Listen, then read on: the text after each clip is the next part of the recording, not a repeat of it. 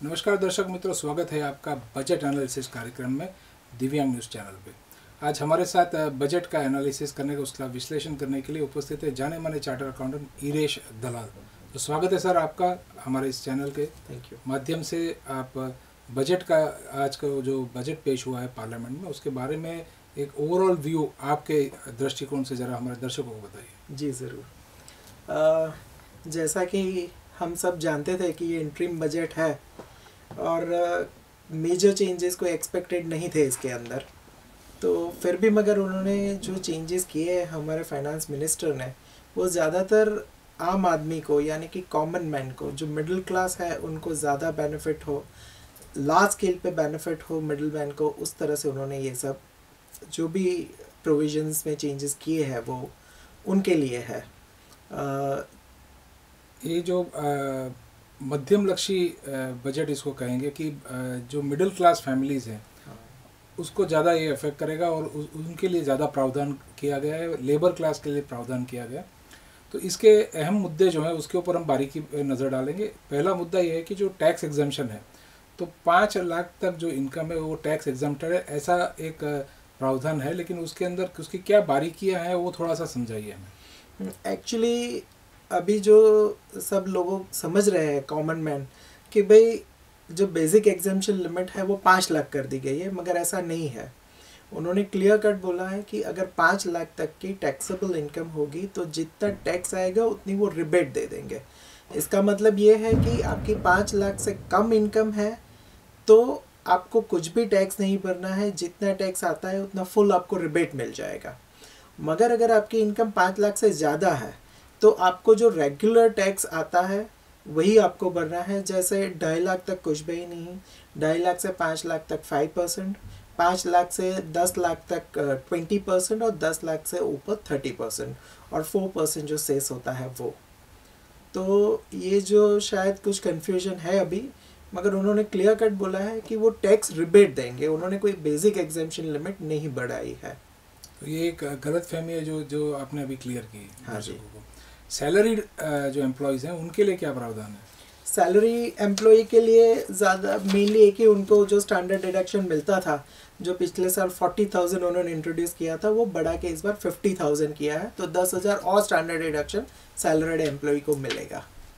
House property का भी कुछ प्रावधान किया है, उसके बारे में जरा बताइए। हाउस प्रॉपर्टी में उन्होंने 2 मेजर चेंजेस किए हैं। जैसे अब तक कैसा था कि समझो किसी इंडिविजुअल के पास 2 हाउस प्रॉपर्टी है तो वो एक सेल्फ ऑक्यूपाइड गिनी जाती थी, वो खुद के रहने के लिए यूज़ करता है, और दूसरा deem to be let out गिना जाता था, चाहे उन्होंने रेंट पे दिया हो या नहीं दिया हो, उसका डीम रेंट उसको इनकम में ऑफर करना पड़ता था और उस पर टैक्स भरना पड़ता था। तो उन्होंने इस साल से ये बजट में ये चेंजेस मेजर किए हैं कि एक की जगह 2 हाउस प्रॉपर्टी सेल्फ ऑक्यूपाइड गिनी जाएगी। तो इसका फ़ायदा ये होगा कि किसी आदमी के पास एक से ज़्यादा 2 प्रॉपर्टी है तो उसे कुछ भी डीम रेंट नहीं दिखाना है, कोई टैक्स नहीं भरना है। इसके अलावा जो इंटरेस्ट का बेनिफिट मिलता था, समझो आपने हाउसिंग लोन पे हाउस खरीदने के लिए लोन लिया है, तो उसके ऊपर जो इंटरेस्ट मिलता था वो 2 लाख तक आपको डिडक्शन मिलता था उसका। अभी समझो आपने एक हाउस प्रॉपर्टी पे लोन लिया है और उसमें 1 लाख इंटरेस्ट पे कर रहे हो, और दूसरी हाउस प्रॉपर्टी पे भी लोन लिया है और उस पर और 1 लाख इंटरेस्ट पे कर रहे हो, तो दोनों कंबाइंड होके आपको 2 लाख इंटरेस्ट डिडक्शन मिलेगा आपको।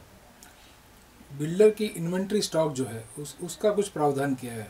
हाँ, उसमें ऐसा है कि अब तक जैसे लास्ट ईयर उन्होंने इंट्रोड्यूस किया था कि भाई बिल्डर के पास अगर कुछ फ्लैट उन्होंने बनाए हैं और अनसोल्ड है और 1 साल तक बिकते नहीं, कंप्लीशन सर्टिफिकेट आ जाता है उनका, और उसके बाद 1 साल तक अगर वो हाउस प्रॉपर्टी या जो भी फ्लैट्स है, शॉप्स है, दुकानें हैं, अगर वो बिकती नहीं है तो 1 साल के बाद उस पर डीम रेंट उनको दिखा के उस पर टैक्स भरना था।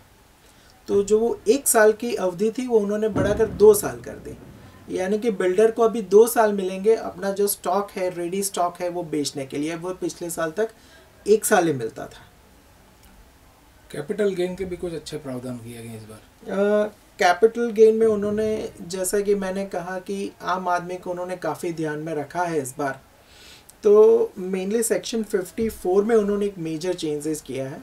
सेक्शन 54 में आपको ब्रीफ में समझा दूँ कि आपके पास एक हाउस प्रॉपर्टी है, उसको आप बेचते हो और उसमें से अगर कैपिटल गेन होता है और उसके सामने अगर आप दूसरी प्रॉपर्टी लेते हो तो वो कैपिटल गेन आपको नहीं भरना पड़ता है। तो एक हाउस प्रॉपर्टी लेके आप दूसरी हाउस प्रॉपर्टी ले सकते थे अब तक और कोई भी कैपिटल गेन नहीं भरना पड़ता था अगर नए हाउस प्रॉपर्टी की कीमत कैपिटल गेन से ज़्यादा होती है। तो अभी उन्होंने वो एक हाउस की जगह 2 हाउस कर दिए कि आप 2 हाउस ले सकते हो। ये प्रोविज़न ज़्यादातर उन्होंने उनको ध्यान में रखते हुए किया लगता है कि समझो एक फैमिली है, उसमें 2 लड़के हैं और अगर एक रेसिडेंशियल हाउस बेच के 2 लड़कों के लिए अगर रेसिडेंशियल हाउस लेना है तो दोनों क्लेम कर सकते हो, ऐसा है। तो अभी ऐसा होगा कि आप एक रेसिडेंशियल हाउस बेचो और उसके सामने 2 रेसिडेंशियल हाउस लो, तो वो अगर कैपिटल गेन से ज़्यादा इन्वेस्टमेंट करते हो नए रेसिडेंशियल हाउस में तो आपको कोई भी टैक्स नहीं भरना है। मगर ये 2 कंडीशन है कि ये once in a lifetime allowed होगा, ये बार बार नहीं होगा। और दूसरा, कैपिटल गेन जो पुरानी हाउस आपने बेची है उसमें 2 करोड़ से ज़्यादा कैपिटल गेन नहीं होना चाहिए। अगर 2 करोड़ से ज़्यादा है तो भी इसका बेनिफिट नहीं मिलेगा आपको। मतलब ओवरऑल जो गेन है वो 2 करोड़ से ज़्यादा एक्सीड नहीं करना चाहिए। हाँ जी। ग्रेचुइटी की बात करें तो ग्रेचुइटी में जो प्रावधान था 10 लाख का, उससे बड़ा करने 20 लाख किया है। हाँ। उसके बारे में थोड़ा बताइए सर। जैसे कि आप सबको पता है कि ग्रेजुएटी एक्ट में 1-2 साल पहले उन्होंने जो मैक्सिमम ग्रेजुएटी पेएबल थी वो 10 लाख थी। ग्रेजुएटी एक्ट के अंदर वो उन्होंने बढ़ाकर 20 लाख कर दी थी। मगर इनकम टैक्स एक्ट में जो टैक्स फ्री ग्रेजुएटी थी वो 10 लाख की लिमिट थी। तो वो जो एनोमली थी 2 एक्ट के बीच वो उन्होंने सही कर दी है कि अभी इनकम टैक्स में भी आपको 20 लाख तक ग्रेजुएटी मिलती है तो वो एग्जाम गिनी जाएगी और इसमें सैलरीड एम्प्लॉय को कुछ भी टैक्स नहीं भरना पड़ेगा। सेक्शन 80 IBA प्रोविजन कुछ किया हुआ है, वो उसके बारे में थोड़ा बताइए। एक सेक्शन 80 IBA ऐसा प्रोविजन है जैसे कि छोटे छोटे या जो लोअर इनकम ग्रुप वाले लोग हैं उनके लिए स्पेशलाइज्ड हाउसिंग स्कीम है। इसमें 60 स्क्वायर मीटर से मैक्सिमम 60 स्क्वायर मीटर के रेसिडेंशियल हाउस होने चाहिए। काफ़ी सारी कंडीशन है उसमें एक कंडीशन ऐसी थी कि अगर कोई भी रेसिडेंशियल प्रोजेक्ट 31 मार्च 2019 तक अगर अप्रूव हुआ है तो ही ये डिडक्शन मिलता था। ऐसा अब तक प्रावधान था हमारे एक्ट में, वो उन्होंने 1 साल और बढ़ा दिया है।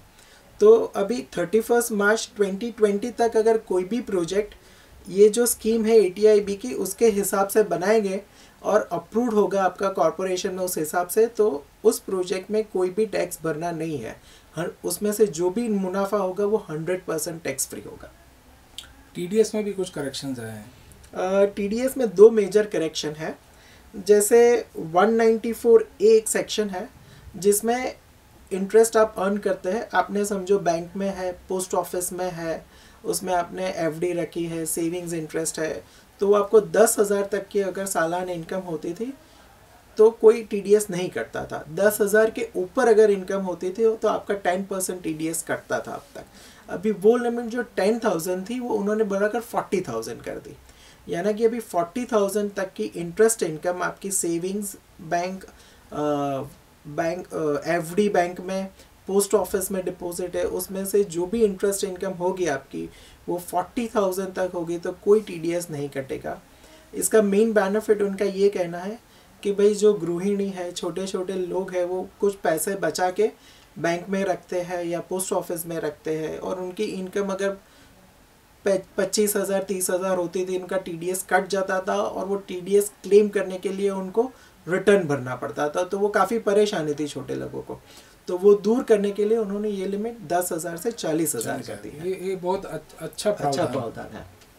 फिर रेंट में भी रेंट में भी उन्होंने एक चेंज किया है TDS में कि सेक्शन 194I है, उसमें अब तक आप कोई आपकी हाउस प्रॉपर्टी है या शॉप है वो आप रेंट पे देते हो तो 1,80,000 तक का अगर रेंट आता है आपके पास तो कोई TDS नहीं कटता था। उसके ऊपर अगर रेंट आता है तो आपका 10% TDS कटता था।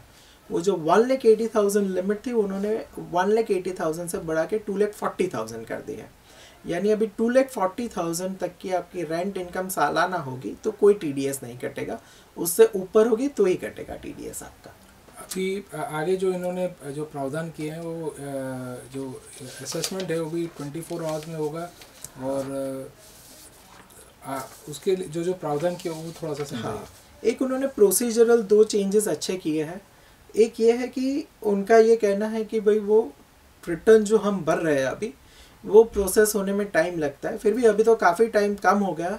अभी तो हम देखते हैं कि 1 महीने 15 दिन में भी रिफंड आते हैं लोगों के, मगर वो उनका ये कहना है कि भाई ऐसा वो सॉफ्टवेयर और वो डेवलपमेंट करेंगे इंफ्रास्ट्रक्चर कि 24 आवर्स में आपका रिटर्न प्रोसेस हो जाएगा। आप रिटर्न भरो और 24 आवर्स में रिटर्न प्रोसेस हो जाएगा। आपका रिफंड है तो 24 घंटे में आपको रिफंड मिल जाएगा।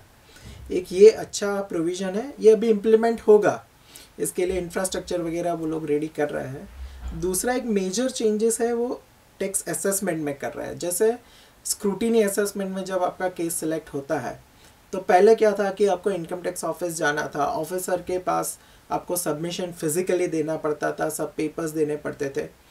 इस साल उन्होंने ई प्रोसीडिंग्स इंट्रोड्यूस किया है, आपको इनकम टैक्स ऑफिस जाने की ज़रूरत नहीं है। ऑफिसर भी आपको ईमेल से या जो ई प्रोसीडिंग्स टैब है आपके पैन में उस पर वो नोटिस देता है, हम भी पूरा सबमिशन उसी पे स्कैन करके अपलोड करते हैं।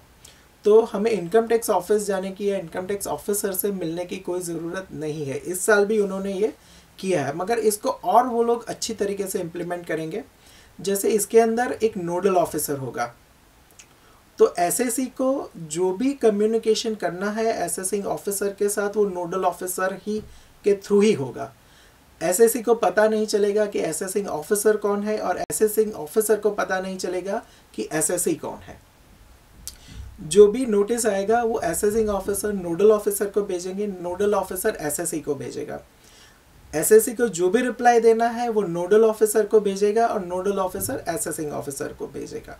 इसको वो जुरिस्डिक्शनल फ्री असेसमेंट कहते हैं। तो इसमें ऐसा है कि सूरत का एसएससी का असेसमेंट दिल्ली बैठा हुआ ऑफिसर भी कर सकता है, चेन्नई बैठा हुआ ऑफिसर भी कर सकता है।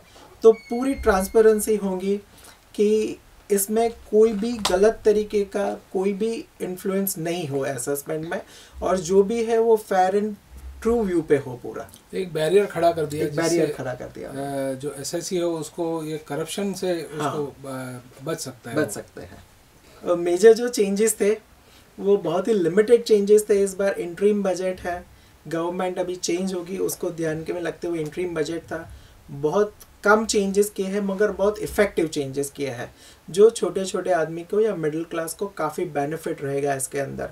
ओवरऑल भी आप देखेंगे तो उन्होंने लोअर जो पिछड़े हुए लोग हैं, मिडिल क्लास लोग हैं, उनके लिए काफ़ी फ़ायदा किया है। फार्मर्स को भी उन्होंने कुछ बेनिफिट दिया है, फिर लेबर क्लास को भी दिया है। और भी एक प्रोविज़न अच्छा है कि आप जीएसटी में रजिस्टर्ड हो तो आपको 1 करोड़ तक की लोन है तो आपको 2% इंटरेस्ट में बेनिफिट होगा। तो ऐसी छोटी छोटी चीज़ काफ़ी उन्होंने लाई है बजट में, जो एक्चुअल जब इम्प्लीमेंट होगी तब छोटे लोगों को, मिडिल क्लास लोगों को काफ़ी बेनिफिट होगा इससे। तो मैं समझता हूँ कि इंटरिम बजट था मगर बहुत ही अच्छा बजट था। तो दर्शक मित्रों, ये थे हमारे साथ ईरेश दलाल, और बजट के एनालिसिस हम लोग कर रहे थे, उसकी बारीकियाँ समझ रहे थे, उसके जो प्रोविजन समझ रहे थे। तो आज का ये कार्यक्रम यहाँ पर समाप्त करते हैं। दोबारा उपस्थित होंगे एक नए व्यक्ति के साथ, एक नए चार्टर अकाउंटेंट के साथ। तब तक के लिए इजाज़त। Thank you.